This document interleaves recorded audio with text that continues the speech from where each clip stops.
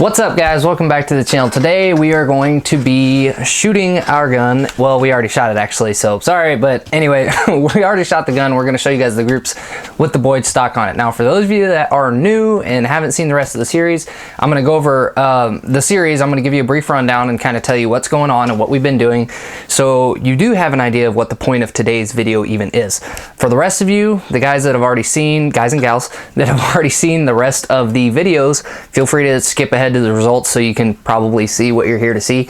But for the rest of you, I'm going to explain it real quick. So anyway, here's the original stock. This is what the Thompson Center Compass 308 Winchester came in, the rifle that we started this build series on. It's not a full build, but essentially what we're trying to do is we're taking a Thompson Center Compass stock chambered in 308 Winchester, do some load development on it with the plastic stock that it comes in, finding 3 good loads, or 3 of the best loads out of the 3 different bullets that we tried, which consisted of a Hornady Z-Max, which is not necessarily something that we can really buy more of, so it was kind of a one-time deal, but we had enough to go through the entire series. So we got 168 grain, 68 grain Hornady Z-Max, and we have a 150 grain Hornady Soft Point and a 155 grain Sierra Palma Matchking bullet that we were trying. Now, we used different kinds of brass, but we did use, for the most part, similar powders.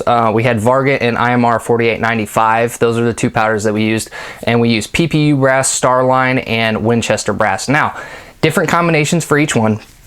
Different amounts of powder and whatnot, but that's all included in each individual video. Now, I'll try to post down below some of the different powders and the combinations that we use for each test for your reference, so you can quickly go through and look and actually see the data for yourself if you haven't seen those other videos. But anyway, now that you kind of have an idea as to what we were trying to accomplish, once we got those loads developed and kind of figured out which one shot best in its configuration with the plastic stock, we take those same loads moving forward and put a Boyd's Prairie Hunter wooden/laminate stock on that same rifle, or barreled action rather, and test those loads and see if they actually shot better.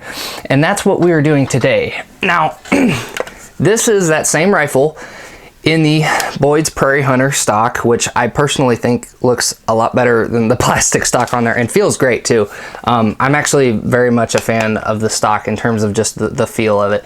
But with that being said, we already fired the groups, and I'm going to show them to you here in a minute. But once we have these groups fired and measured out, and this video is concluded, the next video is going to consist of me glass bedding this barreled action into this stock. Now, it's up for debate as to how much of that I'm actually going to be able to show and whatnot, because YouTube has been pulling a lot of gun related videos, especially when it comes to modifying firearms and making your own ammunition. So I'm not quite sure how much of that I'll be able to show, but that is the intent for right now, to kind of give you guys somewhat of an idea, at least, as to what's going on in terms of, you know, getting this glass bedded. But for as much as I can show, you know, take it for what it's worth. Once we get it glass bedded, we're going to do the same process. We're going to shoot those same loads through it again after it's been glass bedded and kind of get an average of the groups. And then we're going to conclude with showing you all the groups from all the different combinations between the rifle and the loads that we used at the end in the final video, and kind of see if we actually saw a linear increase in accuracy throughout that deal. Now that you guys have kind of been informed as to what's going on, and hopefully kind of have a better idea as to what we are trying to accomplish here, like I said, the groups have already been fired, so we're going to go over to the target view here in a minute, and you guys can actually get a look at these groups yourself and see how it did. So let's go take a look at these groups and see how it went. All right, guys, we're going to go ahead and get started here. So the first load that we tested was using 168 grain Z-Max bullet, using PPU or PRVI Large Rifle Primer brass, 42.5 grains of Varget, and CCI number 200 Large Rifle Primers. Now, we used number 200 CCI Large Rifle Primers with all of these cases, so if I don't mention that, that's just because I'm trying to avoid the redundancy. So anyway, that's what we used on this target here. Now, the average of these 4 or 5 shot groups here is 2.164 inches. And I also want to point something else out, and this is, I know I'm introducing another variable here, and so for those of you that are going to be upset about that, I apologize, but we had a viewer that wanted to see evidence of muzzle devices changing either the point of impact or actually the accuracy of a gun when they are either installed or removed. So I shot 2 groups with the muzzle brake and 2 groups without the muzzle brake.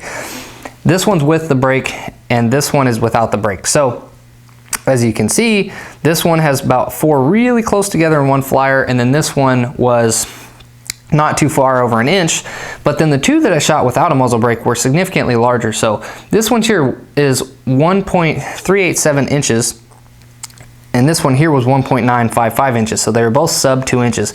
And then the ones without the brake was 2.875 inches and 2.440 inches, so both well over 2 inches. So I just wanted to point that out to kind of address that viewer that was curious about that and that brought it up.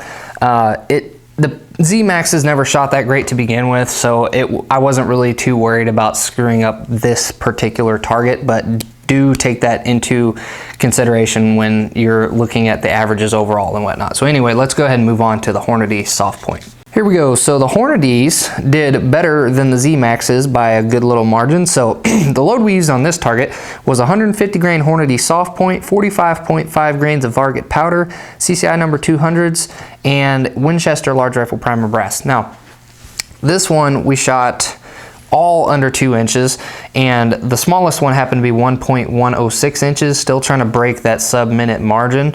But for now, we got 1.106 inches, 1.750 inches, 1.814 inches, and 1.576 inches. So the 150 grain soft points actually did not too shabby, as it averaged out overall about 1.562 inches. So now that we got those covered, let's go ahead and take a look at the Palma Matchkings and see how they did. All right, so as you can see, the Sierra Palma Matchkings obviously won this little battle because they were 1 inch smaller than the Z-Maxes in terms of their overall average, and about ½ an inch smaller than the 150 grain soft point. So the load that we used on this target was Starline Large Rifle Primer brass, 155 grain Sierra Palma Matchkings, 43.5 grains of IMR 4895, and again the CCI number 200s. Now, the group average overall was 1.159 inches as a whole, with all of these condensed and divided by 4. So the first one that we shot was 0.900 inches, so sub MOA group, which is great.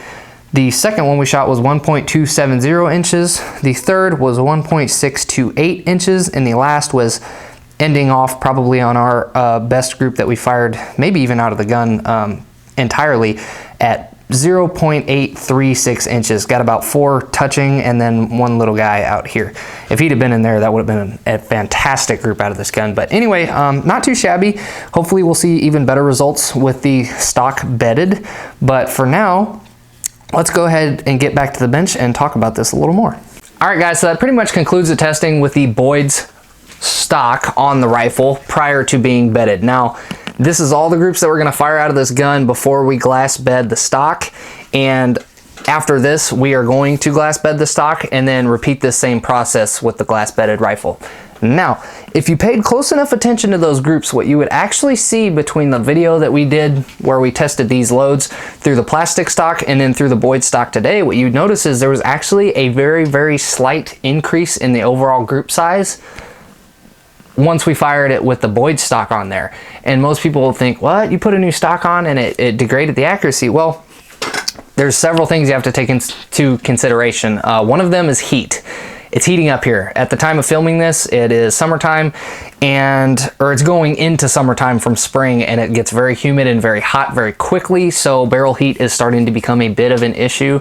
However, I want to finish this test and I want to get it all done, so we're going to keep shooting these 5-shot groups in the summer heat to keep everything consistent, but we may have to end up redoing it in the fall just because of the sake of, well, consistency and barrel heat. So anyway, with the fact that we actually had the barrel getting pretty hot, it may have caused a little bit of flyers here and there, and that upped the group average a little bit. But the group average from the plastic stock video was 1.472 inches. Okay, so it's about 1.5 inches. And the average from today was 1.628 inches.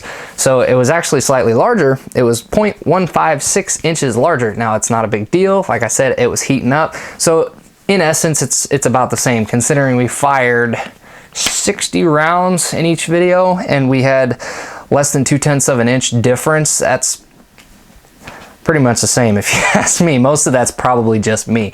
So I don't really think there was a whole lot of variation. It might have been a little bit tighter if we had less barrel heat, but as far as I'm concerned, it handled the barrel heat pretty well and stuck with right around the same size groups. Now, if we look into barrel harmonics and everything like that, we may be able to actually get much better loads out of this, especially once it's been bedded, but it all just takes time and we just got to see how it goes. So anyway, thank you guys for watching. If you want to support the channel, please use the affiliate links below to buy something from Amazon. If you click on that link and you buy it within 24 hours, then I will get a small commission from your purchase, and it doesn't cost you any extra. It just helps me out a little bit. So anyway, thank y'all for watching. If you want to see more of these videos and check out the rest of the series, please do so. They're in a playlist, so it should be easy to find. And feel free to subscribe if you do want to see more videos like this. And with that being said, I appreciate you being here. Thank you guys for your support, and I hope to see you next time. Have a good day. Man, that's good coffee. Black Rifle. Best stuff ever. Man, I just can't get my